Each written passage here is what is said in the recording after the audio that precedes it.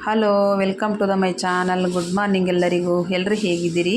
ನೀವೆಲ್ಲ ಚೆನ್ನಾಗಿದ್ದೀರಾ ಅಂತ ಭಾವಿಸ್ತಾ ನಾನು ಕೂಡ ತುಂಬ ಚೆನ್ನಾಗಿದ್ದೀನಿ. ಇವತ್ತು ನಾನು ಒಂದು ಡಿಫ್ರೆಂಟ್ ಆಗಿರೋ ಒಂದು ರೆಸಿಪಿ ತೋರಿಸ್ತಾ ಇದ್ದೀನಿ. ನನಗನ್ಸಿರೋ ಪ್ರಕಾರ ಯಾರೂ ಮಾಡಿಲ್ಲ ಈ ರೆಸಿಪಿ ಅಂದ್ಕೋತೀನಿ. ನಾನೇ ಫಸ್ಟ್ ಟೈಮ್ ಮಾಡಿರೋದು. ನಾನು ಇದನ್ನು ನಾನೇ ಓನಾಗಿ ಮಾಡಿದ್ದು. ಹೇಗೆ ಬರುತ್ತೆ ಅಂತ ಮಾಡಿದೆ, ತುಂಬ ಚೆನ್ನಾಗಿತ್ತು. ಈ ರೀತಿ ಒಮ್ಮೆ ಮಾಡಿದರೆ ಎಲ್ಲ ಇಷ್ಟಪಟ್ಟು ತಿಂತಾರೆ ಅಂತ ಹೇಳ್ಬಿಟ್ಟು ನಾನು ಮಾಡಿದ್ದೀನಿ. ಯಾಕಂದರೆ ಕಲರ್ಫುಲ್ಲಾಗಿ ಕಾಣಿಸುತ್ತೆ, ಆರೋಗ್ಯಕ್ಕೂ ತುಂಬ ಒಳ್ಳೆಯದು. ಹಂಗಾಗಿ ಮಕ್ಕಳಿಂದ ಹಿಡಿದು ದೊಡ್ಡೋರವರೆಗೂ ಎಲ್ಲ ತುಂಬ ಇಷ್ಟಪಟ್ಟು ತಿಂತಾರೆ. ಇದನ್ನು ಬ್ರೇಕ್ಫಾಸ್ಟ್ಗೂ ಮಾಡ್ಕೊಬೋದು, ಇಲ್ಲಾಂದರೆ ನೈಟ್ ಡಿನ್ನರ್ಗೂ ಮಾಡ್ಕೊಬೋದು. ಚೆನ್ನಾಗಿರುತ್ತೆ. ಲಂಚ್ ಬಾಕ್ಸು ಸಹ ಹಾಕ್ಕೊಡ್ಬೋದು. ಅಷ್ಟೊಂದು ಒಳ್ಳೆ recipe, healthy recipe, protein with recipe. ಈ ರೆಸಿಪಿ ಮಾಡೋದು ಹೇಗೆ ಅಂತ ನಿಮಗೆ ತೋರಿಸ್ಕೊಡ್ತೀನಿ. ನಾನು ಇದನ್ನು ಮಾಡಿಬಿಟ್ಟು ನಾನು ಟೇಸ್ಟ್ ಮಾಡಿ ಚೆನ್ನಾಗಿದ್ದಕ್ಕೆ ಈ ರೆಸಿಪಿ ನಿಮಗೆ ತೋರಿಸ್ತಾ ಇದ್ದೀನಿ. ನೀವು ಸಹ ಈ ವಿಡಿಯೋನ ನೋಡಿಬಿಟ್ಟು ನಿಮಗೇನಾದರೂ ಇಷ್ಟ ಆದರೆ ಈ ರೆಸಿಪಿ ನೀವು ಕೂಡ ಮನೇಲಿ ಒಂದು ಸತಿ ಟ್ರೈ ಮಾಡಿ ಹೇಗಿತ್ತು ಅಂತ ನನಗೆ ಕಮೆಂಟ್ ಬಾಕ್ಸಲ್ಲಿ ತಿಳಿಸಿ. ಇಷ್ಟ ಆದರೆ ನೀವು ಕೂಡ ಫ್ರೆಂಡ್ಸ್ ಮತ್ತು ರಿಲೇಟಿವ್ಸ್ಗೆ ಈ ವಿಡಿಯೋನ ಶೇರ್ ಮಾಡಿ. ನನ್ನ ಚಾನಲಲ್ಲಿ ಒಳ್ಳೊಳ್ಳೆ ಹೆಲ್ದಿ ವಿಡಿಯೋಗಳನ್ನು ಹಾಕಿದ್ದೀನಿ. ನೀವು ನನ್ನ ಚಾನಲ್ ಒಂದು ಸರಿ ಸರ್ಚ್ ಮಾಡಿಬಿಟ್ಟು ಹಳೆ ವಿಡಿಯೋಗಳೆಲ್ಲ ಒಂದು ಸತಿ ನೋಡ್ಕೊಂಡು ಬನ್ನಿ. ನಿಮಗೇನಾದರೂ ಇಷ್ಟ ಆದರೆ ಆ ವಿಡಿಯೋಗಳಲ್ಲಿ ಹಾಕಿರೋಂಥ ರೆಸಿಪಿಗಳು ಸಹ ನೀವು ಟ್ರೈ ಮಾಡಿ. ಹೇಗೆ ಬಂತು ಅಂತ ನನಗೆ ತಿಳಿಸಿ. ನಿಮಗೇನಾದರೂ ಇಷ್ಟವಾಗಿರೋ ಅಡುಗೆಗಳು ಬೇಕು ಅಂದರೆ ನನಗೆ ಕಮೆಂಟ್ ಹಾಕಿದರೆ ನಾನು ನಿಮಗೆ ಮಾಡಿ ತೋರಿಸುವಂಥ ಪ್ರಯತ್ನ ಮಾಡ್ತೀನಿ. ಈಗ ಇದನ್ನು ಮಾಡೋದು ಹೇಗೆ ಅಂತ ನಿಮಗೆ ಹೇಳ್ಕೊಡ್ತೀನಿ, ಬನ್ನಿ ನೋಡೋಣ. ನಾನು ಇದನ್ನು ಎಲ್ಲರ ಮನೆಯಲ್ಲೂ ಎಗ್ ರೈಸ್ ಮಾಡ್ತಾರೆ. ಸ್ಟ್ರೀಟ್ ಫುಡ್ಡಲ್ಲಂತೂ ಎಗ್ ರೈಸ್ ಅಂದರೆ ಎಲ್ಲರೂ ಇಷ್ಟಪಡ್ತಾರೆ, ಮನೆಯಲ್ಲೂ ಸಹ ಮಾಡ್ತಾರೆ. ಆದರೆ ನಾನು ಅದೇ ಎಗ್ ರೈಸನ್ನು ಈ ಥರ ಡಿಫ್ರೆಂಟಾಗಿ ಮಾಡಿದ್ದೀನಿ. ಯಾಕಂದರೆ ಅದೇ ಥರದ ಎಗ್ ರೈಸ್ ತಿಂದು ಬೇಜಾರಾದಾಗ ಈ ಥರ ಒಂದು ಸರಿ ಮಾಡ್ಕೊಳ್ಳಿ ಅಂತ. ಇದನ್ನು ಮಾಡೋದು ಹೇಗೆ ಅಂತ ನೋಡೋಣ ಬನ್ನಿ. ಈಗ ನಾನು ಫಸ್ಟು ಒಂದು ಜಾರಿಗೆ ಒಂದು ಅರ್ಧ ಇಂಚಷ್ಟು ಶುಂಠಿ, ಒಂದೂವರೆ ಉಂಡೆ ಸುಲಿದಿರೋಂಥ ಬೆಳ್ಳುಳ್ಳಿನ ಸುಲಿದ್ಬಿಟ್ಟು ಶುಂಠಿ ಬೆಳ್ಳುಳ್ಳಿ ಪೇಸ್ಟ್ ಮಾಡ್ಕೊಂಬರ್ತಾ ಇದ್ದೀನಿ. ನಾನಿಲ್ಲೊಂದು 4 ಜನಕ್ಕೆ ಆಗೋಷ್ಟು ಮಾಡ್ತಾಯಿದ್ದೀನಿ, ಅದಕ್ಕಾಗಿ ಇಷ್ಟು ಕ್ವಾಂಟಿಟಿ ತೊಗೋತಾ ಇದ್ದೀನಿ. ಇಲ್ಲಿ ನಾನು ಒಂದು ಅರ್ಧ ಕಟ್ಟಷ್ಟು ಇದು ಪಾಲಕ್ ಸೊಪ್ಪು ತೊಗೊಂಡು 1-2 ಸತಿ ತೊಳೆದು ಮಿಕ್ಸಿ ಜಾರಿಗೆ ಹಾಕಿ ಇದನ್ನು ಪೇಸ್ಟ್ ಮಾಡ್ಕೊಂಬರ್ತೀನಿ. ನೀರೆಲ್ಲ ಹಾಕೋದು ಬೇಡ, ಯಾಕಂದರೆ ಸೊಪ್ಪಲ್ಲೇ ನೀರಿನ ಅಂಶ ಇರುತ್ತೆ. ಹಾಗಾಗಿ ಪೇಸ್ಟ್ ಮಾಡ್ಕೊಂಡು ಬಂದು ಒಂದು ಬೌಲ್ಗೆ ಹಾಕೋತಾ ಇದ್ದೀನಿ ಇದನ್ನು, ಪಾಲಕ್ ಸೊಪ್ಪಿನ ಪೇಸ್ಟು. ನಾನು ಇಲ್ಲಿ 4 ಜನಕ್ಕೆ ಮಾಡೋದ್ರಿಂದ 8 ಮೊಟ್ಟೆ ತೊಗೊಂಡಿದ್ದೀನಿ. 8 ಮೊಟ್ಟೆನಲ್ಲಿ 6 ಮೊಟ್ಟೆನ ನಾನು ಈ ಪಾಲಕ್ ಸೊಪ್ಪಿ ಪ್ಯೂರಿಗೆ ಹಾಕ್ತಾಯಿದ್ದೀನಿ. ಪಾಲಕ್ ಪ್ಯೂರಿಗೆ 2 ಮೊಟ್ಟೆನ ಹಾಗೆ ಇಟ್ಟಿದ್ದೀನಿ. ಇದನ್ನು ಮತ್ತೆ ಒಗ್ಗರಣೆಗೆ ಹಾಕ್ಕೊಳ್ಳೋಕ್ಕೆ ಹಾಕಿಬಿಟ್ಟು ಇದಕ್ಕೆ ನಾನು ಒಂದು ಅರ್ಧ ಸ್ಪೂನಷ್ಟು ಗರಂ ಮಸಾಲ, ಆಮೇಲಿಂದ ಒಂದು ಅರ್ಧ ಸ್ಪೂನಷ್ಟು ಬ್ಲ್ಯಾಕ್ ಪೆಪ್ಪರ್ ಪೌಡರು ಅಂದರೆ ಮೆಣಸಿನ ಪುಡಿ, ಸ್ವಲ್ಪ ರುಚಿಗೆ ತಕ್ಕಷ್ಟು ಉಪ್ಪು, ಇದಕ್ಕೆ ಎಷ್ಟು ಬೇಕೋ ಅಷ್ಟು ಹಾಕ್ಕೊಳ್ಳಿ. ಆಮೇಲೆ ಅನ್ನಕ್ಕೆ ಬೇರೆ ಸಪ್ರೇಟ್ ಹಾಕಬೇಕಾಗುತ್ತೆ. ಉಪ್ಪನ್ನು ಹಾಕ್ಕೊಂಡು ಇದನ್ನೆಲ್ಲ ಚೆನ್ನಾಗಿ ಬೀಟ್ ಮಾಡಬೇಕು.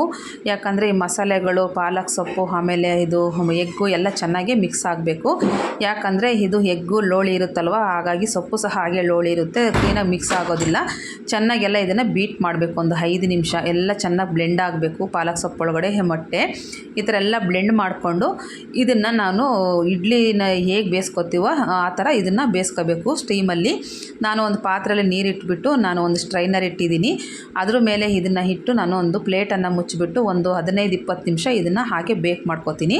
ಹಬೆಯಲ್ಲಿ ಬೇಯಿಸ್ಕೊಬೇಕು ಇದನ್ನು. ನೋಡಿ ಆಗಲೇ ಇಟ್ಟಿದ್ದೀನಿ ನಾನು, ನೀರು ಕಾದಿದೆ. ಈಗ ಅದಕ್ಕೆ ಇಟ್ಟುಬಿಟ್ಟು ಒಂದು ಪ್ಲೇಟನ್ನು ಮುಚ್ಚಿ ನಾನು ಇದನ್ನು ಬೇಕ್ ಮಾಡ್ಕೊತಾ ಇದ್ದೀನಿ. ಒಂದು 15 ನಿಮಿಷ ಆದಮೇಲೆ ಇದು ಇಡ್ಲಿ ಥರ ಚೆನ್ನಾಗಿ ಉಬ್ಬಿ ರೆಡಿಯಾಗುತ್ತೆ. ಈಗ ನೋಡಿ ರೆಡಿಯಾಗಿದೆ, 15 ನಿಮಿಷ ಆಗಿದೆ. ಇದು ಆಗಿದೆಯೋ ಇಲ್ಲ ಅಂತ ಹೇಳ್ಬಿಟ್ಟು ನಾವು ಚಾಕುನ ಚುಚ್ಚಿ ನೋಡಿದಾಗ ಚಾಕುಗೆ ಏನು ಅಂಟ್ಕೋಬಾರ್ದು ಬ್ಯಾಟರು, ಅಂಟಿಲ್ಲ ಅಂದರೆ ಆಗಿದೆ ಅಂತ. ಇಲ್ಲ ಅಂದರೆ ಇನ್ನೊಂದು 5 ನಿಮಿಷ ಹಾಗೆ ಬೇಯಿಸ್ಕೊಬೇಕು. ಈಗ ನೋಡಿ ಆಗಿದೆ, ಚೆನ್ನಾಗಿ ಅಂಟ್ತಾ ಇಲ್ಲ ಚಾಕುಗೆ. ಈಗ ಇದನ್ನು ತೆಗೆದು ಒಂದು ಸ್ವಲ್ಪ ಹೊತ್ತು ತಣ್ಣಗಾಗೋದಕ್ಕೆ ಬಿಡೋಣ. ಈಗ ತಣ್ಣಗಾಗಿದೆ. ಚಾಕುನಿಂದ ಇದನ್ನು ನಾನು ಸುತ್ತು ಬಿಡಿಸ್ಕೊಂಡು ರಿಮೂವ್ ಮಾಡ್ಕೊತಾ ಇದ್ದೀನಿ. ರಿಮೂವ್ ಮಾಡ್ಕೊಂಡು ಇದನ್ನು ಪೀಸ್ಗಳನ್ನಾಗಿ ಮಾಡಿಟ್ಕೋತೀನಿ. ನಿಮಗೆ ಯಾವ ಥರ ಪೀಸ್ ಬೇಕೋ ಆ ಥರ ಮಾಡ್ಕೊಳ್ಳಿ. ದೊಡ್ಡದಾಗಾದರೂ ಮಾಡ್ಕೊಳ್ಳಿ, ಚಿಕ್ಕದಾಗಾದರೂ ಮಾಡ್ಕೊಳ್ಳಿ, ನಿಮ್ಮ ಇಷ್ಟ. ನಿಮ್ಗೆ ಯಾವ ಥರ ಬೇಕೋ ಆ ಥರ ಮಾಡ್ಕೊಬೋದು. ನಾನು ಸ್ವಲ್ಪ ದೊಡ್ಡದಾಗಿ ಕ್ಯೂಬ್ ಥರ ಕಟ್ ಮಾಡ್ಕೊತಾ ಇದ್ದೀನಿ. ಇದನ್ನೆಲ್ಲ ಕಟ್ ಮಾಡಿಬಿಟ್ಟು ಎತ್ತಿ ಒಂದು ಪ್ಲೇಟಿಗೆ ಇಟ್ಕೋತಾ ಇದ್ದೀನಿ ಫಸ್ಟು.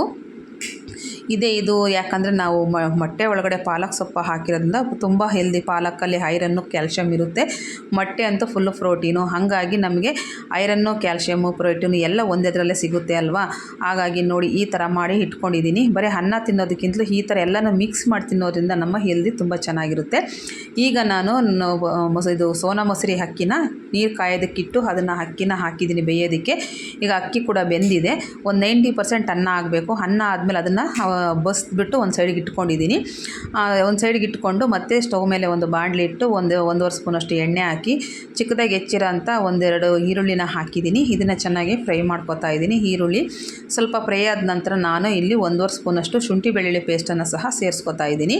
ಆಮೇಲೆ ಉದ್ದಕ್ಕೆ ಹೆಚ್ಚಿರೋ ಅಂಥ 3 ಹಸಿರು ಮೆಣಸಿನ್ಕಾಯಿ ಸಹ ಸೇರಿಸ್ಕೊತಾ ಇದ್ದೀನಿ. ಇಲ್ಲಿ ನಾನು ಖಾರದ ಪುಡಿ ಹಾಕ್ತೀನಿ. ಹಸಿರು ಮೆಣಸಿನ್ಕಾಯಿ ಸುಮ್ಮನೆ ಫ್ಲೇವರ್ಗೆ ಹಾಕಬೇಕು. ಸ್ವಲ್ಪ ಹಾಕಿ ಮತ್ತೆರಡು ಮೊಟ್ಟೆ ಇಟ್ಟಿದ್ನಲ್ಲ, ಅವೆರಡು ಮೊಟ್ಟೆನ ಸಹ ಈಗ ಇದಕ್ಕೆ ಒಗ್ಗರಣೆಗೆ ಸೇರಿಸ್ಕೊಂಡು ರುಚಿಗೆ ತಕ್ಕಷ್ಟು ಅದಕ್ಕೆ ಎಷ್ಟು ಬೇಕೋ ಅಷ್ಟು ಮಾತ್ರ ಉಪ್ಪನ್ನು ಸೇರಿಸ್ಕೊಳ್ಳಿ.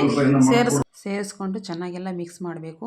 ಮೊಟ್ಟೆ ಹಸಿ ಸ್ಮೆಲ್ಲೆಲ್ಲ ಹೋಗಬೇಕು, ಅಲ್ಲಿವರೆಗೂ ಚೆನ್ನಾಗಿ ಹುರ್ಕೊಳ್ಬೇಕು ಒಗ್ಗರಣೆಯಲ್ಲಿ. ಹೀಗೆಲ್ಲ ಚೆನ್ನಾಗಿ ಹುರ್ಕೊಂಡಿದ್ದೀನಿ. ಹುರ್ಕೊಂಡಾದ ನಂತರ ಇಲ್ಲಿ ನಾನು ಬೇಕ್ ಮಾಡ್ಕೊಂಡಿರೋಂಥ ಪಾಲಕ್ ಸೊಪ್ಪು ಮತ್ತು ಮೊಟ್ಟೆ ಪ್ಯೂರಿನ ಇದಕ್ಕೆ ಅದನ್ನು ಕ್ಯೂಬ್ಸನ್ನು ಹಾಕ್ತಾಯಿದ್ದೀನಿ. ಇದನ್ನು ಕೂಡ ಒಗ್ಗರಣೆಯಲ್ಲಿ ಚೆನ್ನಾಗಿ ಇದನ್ನು ಫ್ರೈ ಮಾಡ್ಕೊಬೇಕು. ಯಾವುದೇ ಒಂದು ಮೊಟ್ಟೆ ಹಸಿ ಸ್ಮೆಲ್ ಇರಬಾರ್ದು. ಸ್ಮೆಲ್ ಇದ್ದರೆ ಮೊಟ್ಟೆ ಎಗ್ ರೈಸ್ ಚೆನ್ನಾಗಾಗೋದಿಲ್ಲ. ಇದು ಚೆನ್ನಾಗಿ ಎಷ್ಟು ನಾವು ಫ್ರೈ ಮಾಡ್ತೀವೋ ಅಷ್ಟು ಚೆನ್ನಾಗಾಗುತ್ತೆ. ಚೆನ್ನಾಗೆಲ್ಲ ಫ್ರೈ ಮಾಡ್ಕೊಂಡಾದಮೇಲೆ ಅನ್ನ ಬಸಿದು ಇಟ್ಕೊಂಡಿದ್ವಲ್ಲ, ಅದನ್ನು ಸಹ ಇದಕ್ಕೆ ಹಾಕ್ಕೋತಾ ಇದ್ದೀನಿ. ಹಾಕ್ಕೊಂಡು ಅನ್ನಕ್ಕೆ ಎಷ್ಟು ಬೇಕೋ ಅಷ್ಟು ರುಚಿಗೆ ತಕ್ಕಷ್ಟು ಉಪ್ಪು ಹಾಕ್ತಾಯಿದ್ದೀನಿ.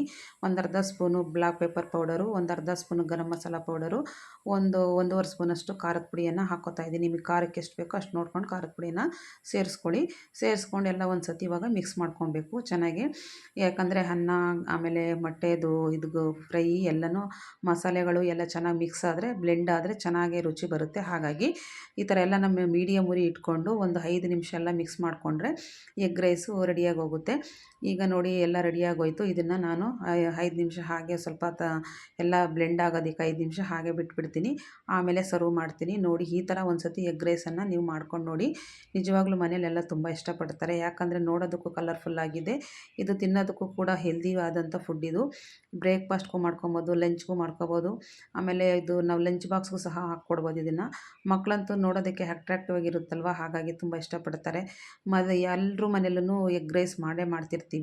ಹಾಗಾಗಿ ಮಾಮೂಲಿ ಎಗ್ ರೈಸ್ ಅನ್ನಂಗಾಗುತ್ತೆ. ಈ ಥರ ನಾವು ಡಿಫ್ರೆಂಟಾಗಿ ಮಾಡಿಕೊಟ್ಟಾಗ ಎಲ್ಲರೂ ತುಂಬ ಇಷ್ಟಪಡ್ತಾರೆ. ಇದೊಂಥರ ಹೊಸ ರುಚಿ ಥರ ಇರುತ್ತೆ, ಟೇಸ್ಟು ಡಿಫ್ರೆಂಟ್ ಇರುತ್ತೆ, ಆಮೇಲೆ ನೋಡೋದಕ್ಕೂ ತುಂಬ ಚೆನ್ನಾಗಿರುತ್ತೆ. ಹಾಗಾಗಿ ಎಲ್ಲರೂ ಇಷ್ಟಪಟ್ಟು ತಿಂತಾರೆ.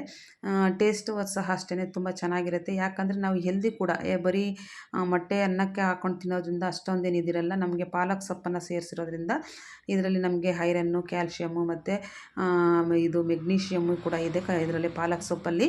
ಹಾಗೆಯೇ ಪ್ರೋಟೀನು, ಮೊಟ್ಟೆ ಇದೆಲ್ಲ ಸೇರಿರೋದ್ರಿಂದ ಒಳ್ಳೆ ಹೆಲ್ದಿ ಫುಡ್ ಆಗುತ್ತೆ. ಇದ್ರ ಜೊತೆ ಈರುಳ್ಳಿ ಮತ್ತು ನಿಂಬೆಹಣ್ಣಿನ ರಸದ ಜೊತೆ ತಿಂದರೆ ಮಾತ್ರ ಇದು ಡೈಜೆಷನ್ಗೂ ಸಹ ಒಳ್ಳೆ ಹೆಲ್ಪ್ ಮಾಡುತ್ತೆ. ಆಮೇಲೆ ನಮ್ಮದು ಇದು ಪ್ರೋಟೀನ್ ಫುಡ್ಡು ನಮಗೆ ತಗೊಂಡಂಗಾಗುತ್ತೆ. ಆ ಥರ ಒಳ್ಳೆ ಫುಡ್ ಇದು. ನಾನು ಯಾವುದೇ ಒಂದು ಅಡುಗೆ ಮಾಡಿದರೂ ನಾನು ಹೆಲ್ತನ್ನು ಬೆನಿಫಿಟ್ಗೋಸ್ಕರ ನೋಡಿ ಮಾಡಿರ್ತೀನಿ. ಯಾಕಂದರೆ ಎಲ್ಲರೂ ಮಾಡ್ತಾರೆ ನಾನು ಮಾಡಬೇಕಂತ ಮಾಡಲ್ಲ. ನಾನೇನಾದರೂ ಒಂದು ಹೊಸ ರೀತಿಯಲ್ಲಿ ಡಿಫ್ರೆಂಟಾಗಿ ನಾವು ಹೊಟ್ಟೆನೂ ತುಂಬಬೇಕು, ಟೇಸ್ಟಿಯಾಗಿ ಇರಬೇಕು. ಅದು ನಮಗೆ ಪ್ರೋಟೀನ್ ಇರ್ಬೋದು, ಐರನ್ ಇರ್ಬೋದು, ನಮಗೆ ಏನು ದೇಹಕ್ಕೆ ಬೇಕೋ ಎಲ್ಲ ಪ್ರತಿಯೊಂದು ಸಿಗಬೇಕು. ಆ ಥರ ನಾನು ನೋಡಿಬಿಟ್ಟು ರೆಸಿಪಿಗಳನ್ನ ಮಾಡ್ತೀನಿ. ಹಾಗಾಗಿ ನೀವು ನನ್ನ ಚಾನಲ್ ಒಮ್ಮೆ ಆದರೂ ನೀವು ನನ್ನ ಚಾನಲ್ ಸರ್ಚ್ ಮಾಡಿ ನಾನು ಹಳೆ ವಿಡಿಯೋಗಳೆಲ್ಲ ಒಂದು ಸತಿ ನೋಡಿ ಹೇಗಿದೆ ಅಂತ ನಿಮಗೆ ಚೆನ್ನಾಗಿದೆ ಅಂತ ಅನಿಸಿದರೆ ನೀವು ಕೂಡ ಒಂದು ಸರಿ ಟ್ರೈ ಮಾಡಿ. ಅಡುಗೆಗಳು ಚೆನ್ನಾಗಿ ಬಂದರೆ ನೀವು ಫ್ರೆಂಡ್ಸ್ ರಿಲೇಟಿವ್ಗೆ ಶೇರ್ ಮಾಡಿ, ನೀವು ಕೂಡ ಅದನ್ನು ಮಾಡ್ಕೊಳ್ಳಿ ಅಂತ ಹೇಳ್ತೀನಿ. ಯಾಕಂದರೆ ಎಲ್ಲ ಒಂದೇ ಥರದ ಫುಡ್ ತಿಂತಾಯಿದ್ರೆ ಬೇಜಾರು ಅನ್ನಿಸ್ತದೆ. ಅದಕ್ಕೆ ಎಲ್ಲರೂ ಹೋಟ್ಲೂಟ ಕೇಳ್ತಾರೆ, ಮನೆ ಊಟ ಅದೇ ತಿಂದು ಬೇಜಾರಂತ. ನಾವು ಈ ಥರ ಡಿಫ್ರೆಂಟಾಗಿ ಮನೆಯಲ್ಲೇ ಮಾಡಿಕೊಟ್ಟಾಗ ಆವಾಗ ಖಂಡಿತ ಎಲ್ಲರೂ ಇಷ್ಟಪಟ್ಟು ಮನೆ ಊಟನೇ ತಿಂತಾರೆ. ಆಮೇಲೆ ಹೆಲ್ದಿಯಾಗಿ ಕೂಡ ಇರ್ತೀವಿ ಮನೆ ಊಟ ತಿಂದು. ಮತ್ತು ಹೊರಗಡೆ ಊಟ ತಿನ್ನಬಾರ್ದು ಅಂತಲ್ಲ, ಯಾವಾಗೋ ಒಂದ್ಸರಿ ತಿಂದರೆ ಓಕೆ. ಅದೇ ಪದೇ ಹೊರಗಡೆ ಊಟ ತಿಂತಾಯಿದ್ರೆ ಆರೋಗ್ಯಕ್ಕೆ ಅಷ್ಟೊಂದು ಒಳ್ಳೆಯದಲ್ವಲ್ಲ. ಅದಕ್ಕಾಗಿ ತೋರಿಸ್ಕೊಟ್ಟಿದ್ದೀನಿ, ನೀವು ಟ್ರೈ ಮಾಡಿ.